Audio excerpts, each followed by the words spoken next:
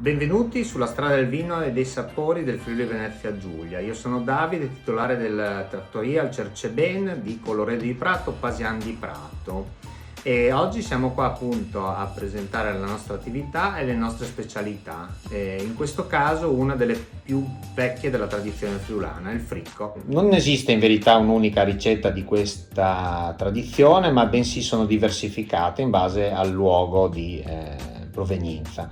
Quello più significativo della nostra regione, se vogliamo chiamarlo così, è quello a base di patate, cipolla e due varietà di formaggio. In questo caso utilizziamo sempre un montaggio di stagionatura fra i 90 e i 120 giorni e una volta si usavano le strissole.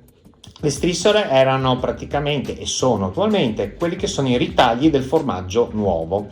In alternativa si può utilizzare un latteria fresco di massimo 30 giorni. Si cucinano poi a parte delle patate, si possono far stufare queste patate in padella con un dito d'acqua o altrimenti si possono, per essere più immediati, lessare a parte, schiacciare con un schiacciapatate oppure con la forchetta e dopodiché impastare i due formaggi con le patate.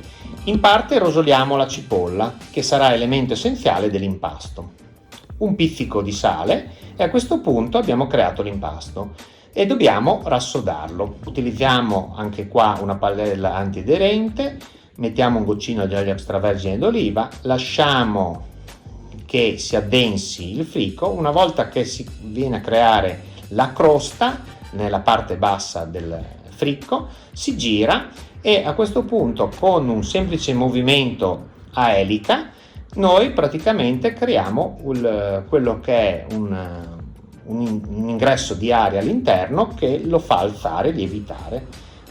Una volta che è completato, abbiamo ottenuto una doratura perfetta, lo riversiamo su un piatto e il fricco è pronto. Ovviamente siamo d'estate, noi abbiamo messo del timo fresco da ornamento, ma la sua morte è con della polenta arrostita.